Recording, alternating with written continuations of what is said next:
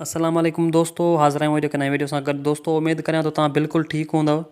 दोस्तों अॼु जेको असांजो वीडियो आहे उहो आहे असांजे वॉच टाइम कंप्लीट करण ते। त असीं पंहिंजो वॉच टाइम कीअं कंप्लीट करे था सघूं हिकु यूट्यूब एप्लीकेशन जे ई थ्रू, ठीकु आहे। त जंहिंमें असांखे कंहिं बि ॿी एप्लीकेशन या जेका थर्ड पार्टी आहे कंहिं बि माना शइ जी असांखे हिन में ज़रूरत न पवंदी ऐं सिर्फ़ु ऐं सिर्फ़ु एप्लीकेशन जेका यूट्यूब जी ख़ुदि जी आहे उनखे यूज़ कंदे ऐं उन में हिकु ट्रिक जेका आहे उहा असां हिन में यूज़ कंदा आहियूं।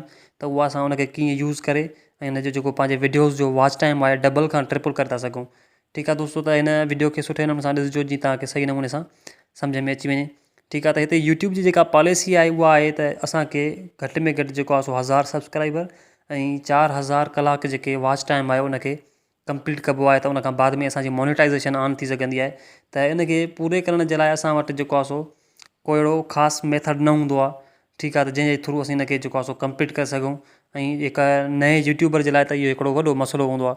ठीकु आहे दोस्तों, त हिते मां तव्हां सां जेका ट्रिक जेका शेयर करण वारो आहियां उहा इहा आहे त हिते असांजी जेका यूट्यूब एप्लीकेशन में असीं जेको वीडियो पंहिंजो प्ले कंदा आहियूं, वीडियो प्ले करण खां बाद में असीं हुनजी जेका प्ले बैक स्पीड ईंदी आहे हिकिड़ी सेटिंग में वञी करे, उन खां बाद में असीं हिन में जेका प्ले बैक जेका स्पीड हूंदी आहे उहा हिन में सिलेक्ट कंदा आहियूं। ठीकु आहे, त मां हिन में तव्हांखे जेको आहे सो प्रैक्टिकली बि ॾेखारियां थो।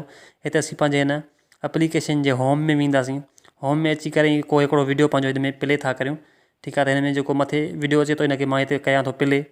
हिनखे प्ले करे उन खां पोइ हिन में हिकिड़ा जेके 3 डॉट्स ईंदा आहिनि वीडियो जे मथां। ठीकु आहे, त हिन में हिनखे कयूं था क्लिक ऐं हिते मथे हिन में 3 डॉट्स अचनि था। ठीकु आहे, हिन 3 डॉट्स ते जेको आहे सो असीं कंदा आहियूं क्लिक। ओके, हिते जेको मथे अचे थो क्लिक हिनखे कयोसीं। उनखां पोइ हिन में हीअ जेका प्ले बैक स्पीड जेका थी अचे हिन महिल वीडियो जी जेका आहे नॉर्मल आहे ऐं उनखां पोइ जेका 0.75 आहे जेकॾहिं असीं हिन ते रखंदासीं त हिनजी जेका वीडियो जी जेका स्पीड आहे उहा तक़रीबन 30% जेका आहे हिनजी घटि थी वेंदी। 0.5 ते कंदासीं त हिनजी अधु ते अधु जेको आहे हिनजी स्पीड घटि थी वेंदी ऐं 0.25 ते जेका आहे हिनजी स्पीड बिल्कुलु जेको आहे 70% या 75% एतिरी हिनजी घटि थी वेंदी।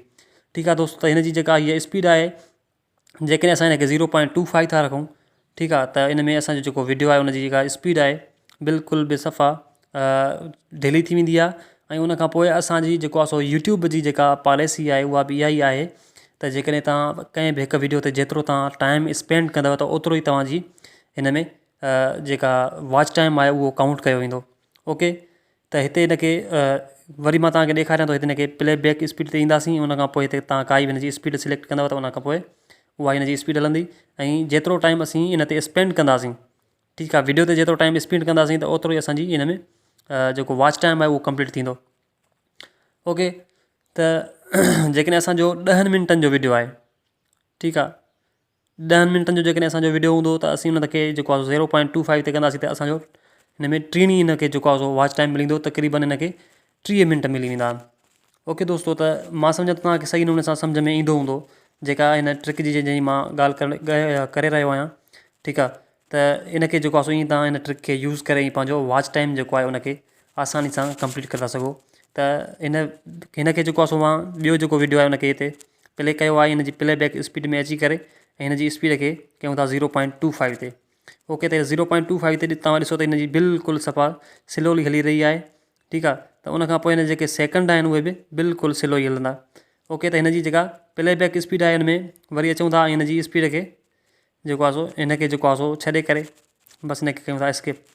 ओके, त मां सम्झां थो तव्हांखे हीअ वीडियो सही नमूने सां सम्झ में अची वियो हूंदो। अगरि सम्झ में न आयो आहे तव्हां कमेंट में पुछी था सघो। मिलंदासीं कंहिं नए वीडियो सां गॾु। मूंखे ॾियो इजाज़त। अल्लाह हाफ़िज़।